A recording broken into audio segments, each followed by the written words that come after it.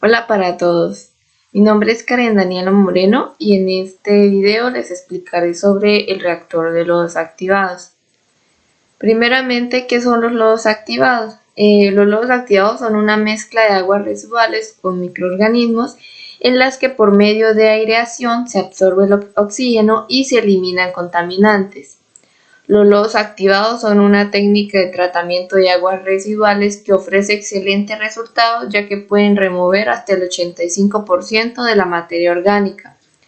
Los propósitos de esta técnica son eliminar los compuestos orgánicos solubles y coloidales que no fueron separados en un tratamiento primario y facilitar la eliminación de los sólidos en suspensión. Asimismo, los sólidos activados son útiles para la nitrificación, desnitrificación y conversión del fósforo en las aguas residuales.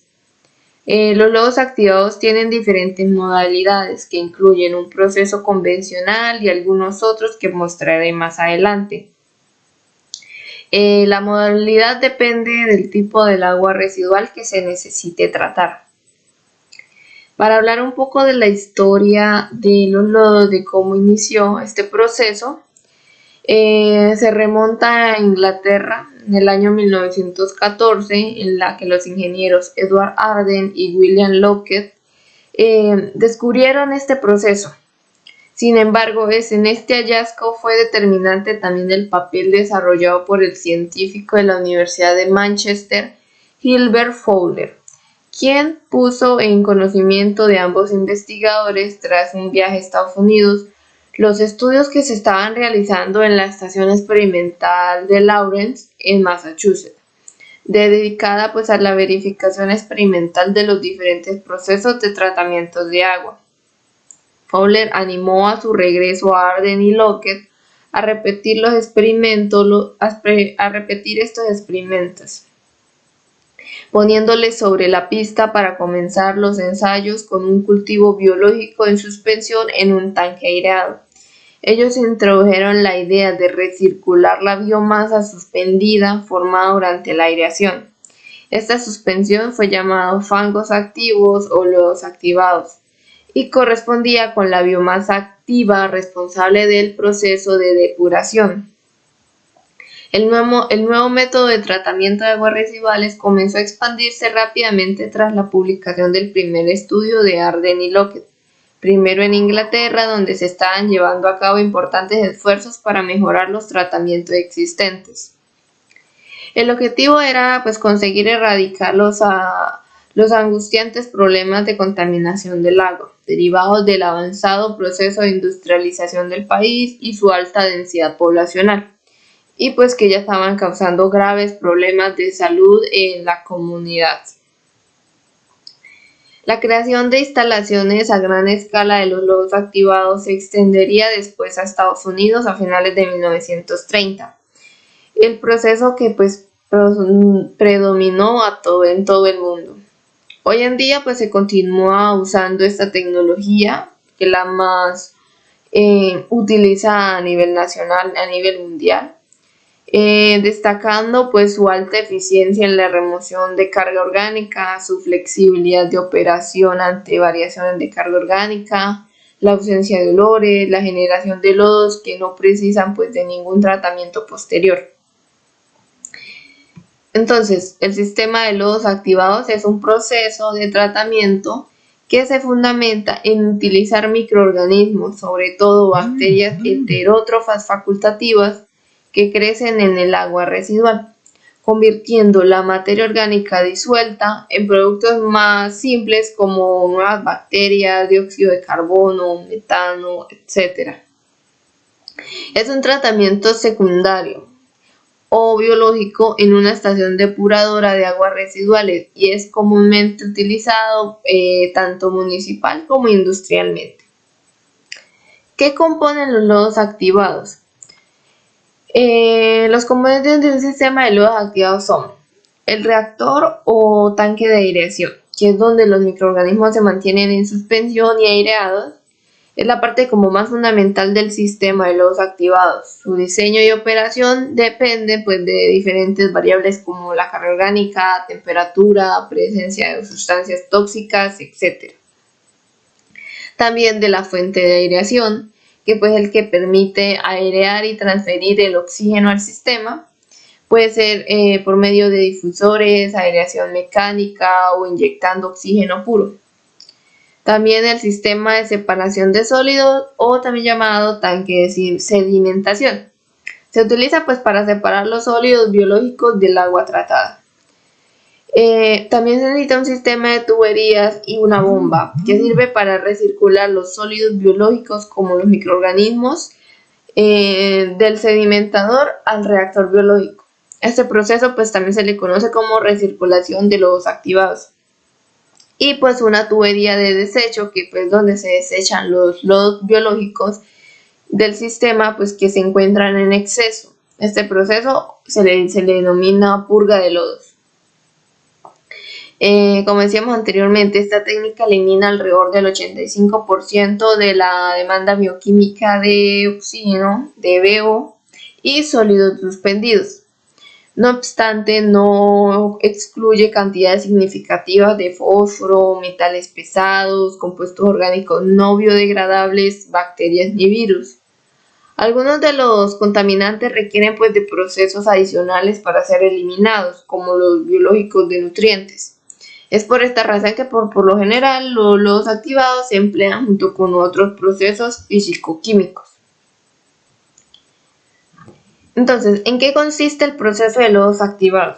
Entonces, en términos muy generales, se compone de 4 etapas. La primera es que el agua residual entra al reactor. En el reactor pues se encuentra un cultivo de microorganismos constituido por bacterias en suspensión que pues son conocidos como licor mezclado o mezcla. Segundo, después de un determinado tiempo de retención, el licor mezclado pasa a un tanque de sedimentación en el que se separa el agua tratada del lodo.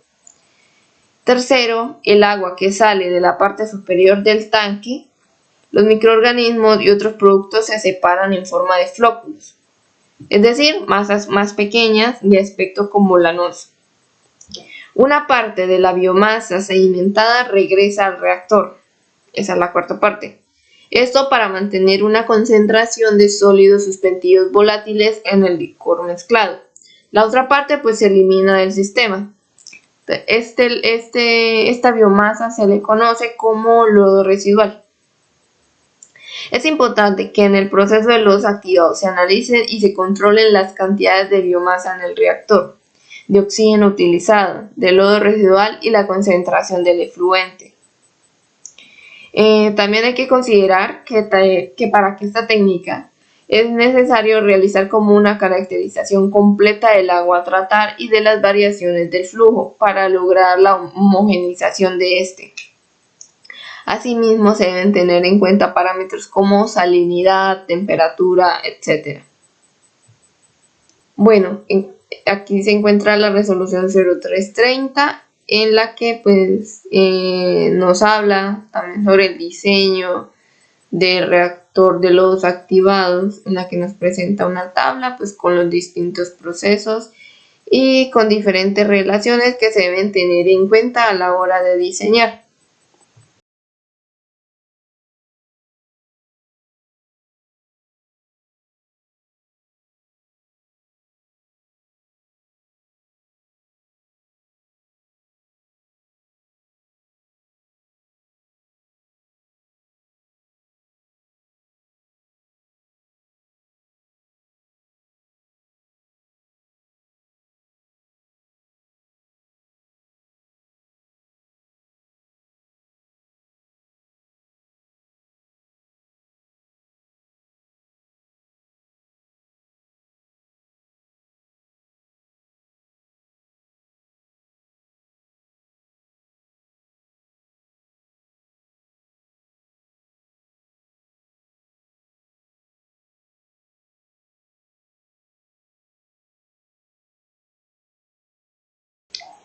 Durante el proceso de digestión del material orgánico por procesos aerobios se forman productos intermedios que no son como de un carácter tan agresivo o repulsivo, lo cual se ocurre en un proceso anaerobio, como lo es el olor principalmente.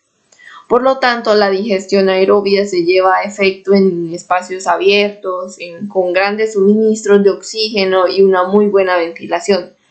Por lo contrario de la digestión anaerobia, que se realiza pues en un lugar cerrado, que solo se abre cuando el material orgánico se ha convertido en un producto que ya no se puede tratar y que se puede manejar adecuadamente. Por estas razones, los procesos de tratamiento de aguas residuales son llevados a cabo en digestores o reactores biológicos aireados. Algo que también es importante es la transferencia de gases para entender más un poco. La transferencia de gases se hace desde el medio ambiente hacia el agua y en viceversa, y pues se emplea mucho en procesos de aguas residuales. Uno de estos tipos de transferencia de gases es la aireación en digestión aeróbica. De todos los procesos de transferencia de gases es el más importante de todos, es el que se lleva a cabo en las aguas residuales. Los organismos aeróbicos dependen pues del oxígeno para mantener los procesos metabólicos que les producen la energía para que puedan crecer, reproducirse. El oxígeno, al igual que todos los gases en la atmósfera, son solubles en el agua, en mayor o menor grado. Los dos principales gases componentes del aire, que son el oxígeno y el nitrógeno, tienen muy baja solubilidad, ya que pues, no reaccionan con el agua. La solubilidad del oxígeno también es en función de la temperatura, entonces a mayor temperatura, menor solubilidad. Otro factor también que es determinante en la solubilidad es la composición del agua. Por ejemplo, tenemos que el agua salada es menos soluble que el agua dulce o el agua pura, así ambas contengan la misma temperatura. La razón también es que esta baja solubilidad del oxígeno en el agua es como el principal limitante de que se autodepure el agua. Y pues la necesidad de que se inyecte el oxígeno para que de esta manera se pueda compensar el oxígeno consumido en los procesos de digestión aerobia. El oxígeno puede ser suministrado a través de dispositivos sumergidos que forman pues pequeñas burbujas. Entonces, cuanto menor sea el tamaño de las burbujas, mayor será la superficie de contacto y la difusión del oxígeno es más eficiente. En el metabolismo aerobio, pues como decíamos, los microorganismos requieren de oxígeno, pero también requieren de una fuente de carbono, una fuente de agua, fósforo, nitrógeno y otros nutrientes. El medio también debe tener una temperatura y un pH adecuado en el cual las bacterias puedan proliferar. Y pues de esta manera el proceso de digestión sea más rápido y sea altamente eficiente. Para hablar un poco de los sistemas de aireación, podemos decir que hay dos formas de suministrar este oxígeno en el agua. Por medio de aireadores superficiales o por medio de aireadores de difusión. En ambos casos lo que en realidad se está suministrando es aire. El oxígeno pues se metaboliza por la biomasa y pues el nitrógeno entra y sale sin ningún cambio químico. Entonces los aireadores superficiales son como una turbina o un agitador que genere pues un efecto como remolino, un efecto de gran turbulencia, produciendo pues gran cantidad de pequeñas gotas de agua, con lo que pues favorece la transferencia de aire al agua. También están los aireadores por difusión, que es otra forma como de suministrar el aire. En este sistema el aire es aspirado del medio ambiente, comprimido, conducido por tuberías hasta los difusores, donde el aire se transmite por medio de burbujas continuamente en el reactor aerobio. Los difusores de burbuja pueden ser de tres tipos: burbuja gruesa, mediana y fina. El problema con los difusores de burbuja fina es que fácilmente se tapan por la formación de sarro u otros depósitos en los poros. así como por la introducción de polvo u otras partículas que se inyectan, por lo que pues se requiere de una previa filtración del aire suministrado y pues de un mantenimiento muy constante o frecuente. ¿Cómo saber qué tipo de aireador utilizar? Entonces, uno de los principales costos de operación de una planta de lodos activados es la energía eléctrica necesaria pues para que se efectúe el mezclado de la masa de agua con la biomasa y para la oxigenación de los microorganismos aerobios que se encuentran en el agua. Cada sistema de aireación tiene sus virtudes y sus desventajas en cuestión de costos, considerando pues, el consumo de energía eléctrica, el mantenimiento. Más o menos son equivalentes, por lo que la selección del sistema de aireación, entre otros factores, debe ser considerado en base a criterios como el precio del equipo, la facilidad de conseguir los suministros o repuestos, el tipo de tratamientos, entonces variación del proceso de lodos activados que se implementará en el tratamiento y una experiencia previa del sistema seleccionado. Bueno, en la resolución 0330 también nos habla de los sistemas de aireación, los distintos sistemas de aireación que existen, difuso o mecánico, y su eficiencia de transferencia. Entonces es importante que pues a la hora de diseñar el reactor de lodos activados hay que tener en cuenta la resolución y saber cuál es lo más adecuado para lo que se piensa diseñar. También hay como diversos puntos que deben tomarse como en cuenta si se requieren implementar eficazmente la técnica de lodos activados. Entre ellas están, primero, un pretratamiento del agua residual. Como ya mencionamos, la eficiencia de los lodos depende de la concentración de sustancias tóxicas en el agua, por lo que se debe aplicar un pretratamiento en caso de que los contaminantes en este líquido excedan los límites de concentración para la aireación. Otro es la regulación del flujo de carga. Entonces, para tener control de las variaciones del flujo o de carga orgánica originadas por los cambios de producción, debe hacerse como un diseño de la instalación para lograr una operación estable. Esto se realiza en tanques que operan a volumen constante o volumen variable. También la velocidad de degradación del sustrato. Si se quiere pues estar al tanto de la velocidad, es necesario determinar las constantes cinéticas del agua residual. También se debe tener en cuenta el tiempo de retención hidráulica. El tiempo de retención hidráulica es el periodo que permanece el agua dentro del reactor. Depende pues de la modalidad de técnica que se esté utilizando y la calidad del agua a tratar. Para las aguas residuales domésticas, el tiempo de retención va de 4 a 8 horas. En cambio, para las residuales, el tiempo pues puede variar.